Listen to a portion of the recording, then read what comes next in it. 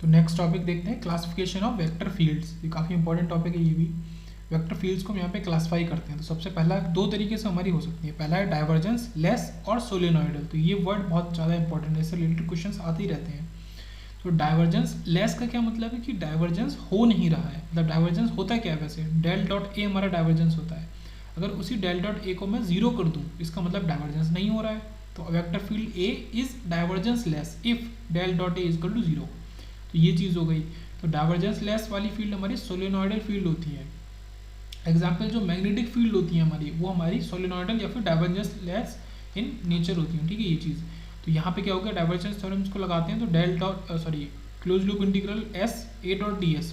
ठीक है, close loop integral phi S, इसको जो भी बोलेंगे इंटीग्रल का sign, A dot D S is equal to open loop integral हमारा V del dot A dot D V. इस तरीके से ये तो इंटीग्रल फॉर्म हो गया, इसको याद कर लेंगे। बाकी हमारा A dot D S is equal to zero, मतलब कुल मिला के ये चीज़ हो गई ना। ये फर्स्ट वाली चीज़ और ये थर्ड वाले इसके इक्वल जीरो के इक्वल है, तो ये इंटीग्रल फॉर्म हो गया। ये जीरो के इक्वल देगा और ऑब्वियस सी बात है डेल डॉट ए जो हमारा डाइवर्जेंस लेस का मतलब जीरो के इक्वल देना ही था। हैंस इसका पॉइंट फॉर्म देखेंगे तो del dot B equal to zero या फिर close loop integral B dot D S is equal to zero.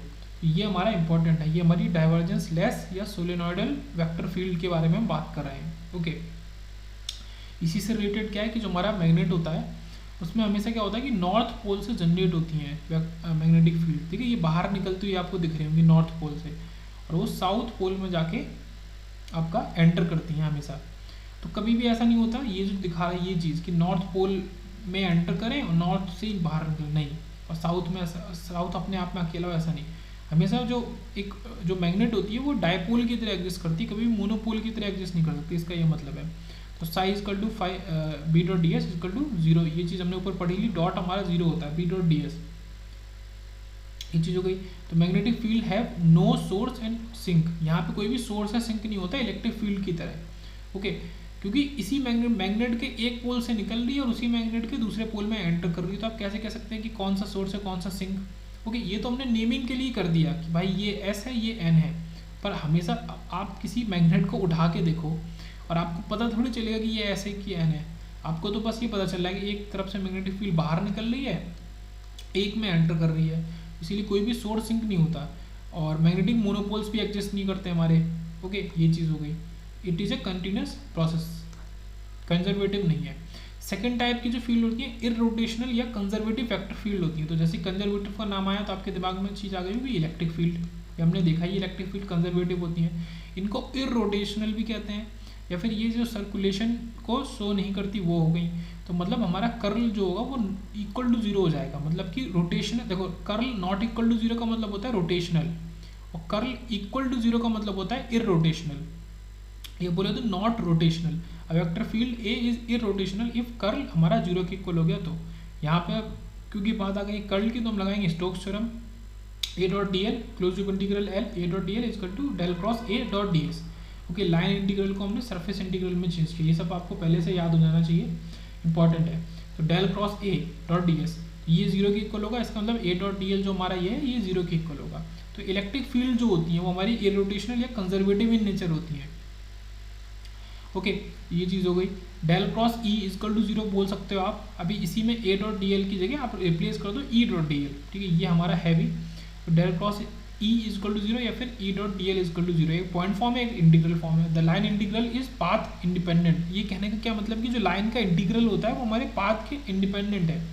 आप ये बाहर वाला पाथ चूज करो, चाहिए अंदर ग्रीन वाला पाथ चूज करो, आपका जो वैल्यू मिलेगी आंसर में वो सेम ही होगी।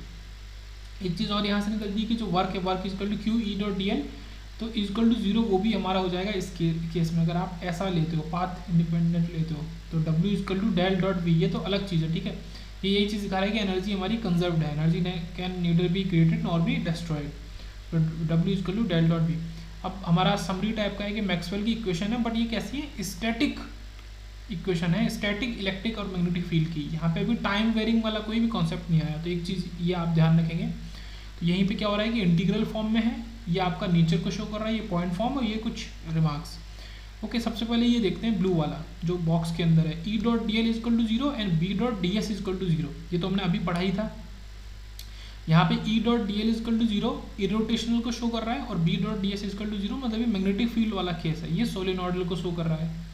अब यहाँ तो आप कहेंगे दोनों में डॉट है, पर ये अलग, ये तो स्टोक्स और डाइवर्जेंस थ्योरम की वजह से ना, आप इसमें देखो पॉइंट फॉर्म में, तो देखो जहाँ इरोटेशनल होगा वहाँ पे क्रॉस आपका होगा ही, ठीक है, del cross E equal to zero, और जहाँ सोलेनॉइडल होगा वहाँ डॉट हो रहा होगा, del dot B equal to zero. तो ये चीज़ हो गई, ये हमारा स्टोक्स थ्योरम, ये डाइवर्जेंस थ्योरम। तो ये इलेक्ट्रिक फील्ड की बात है, मतलब ये कंजर्वेटिव रिमार्क्स के तौर पे कंजर्वेटिव याद रखेंगे। और यहाँ पे गॉस लॉ ऑफ मैग्नेटोस्टैटिक्स भी कहते हैं इस वाले को। ये फिर वही चीज़ की मोनोपोल्स एग्जिस्ट नहीं करते और वो सारी चीज़ें। अब पहला क्या है, D dot D S is equal to Q enclose. आखिरी क्या है, H dot D L equal to I enclose.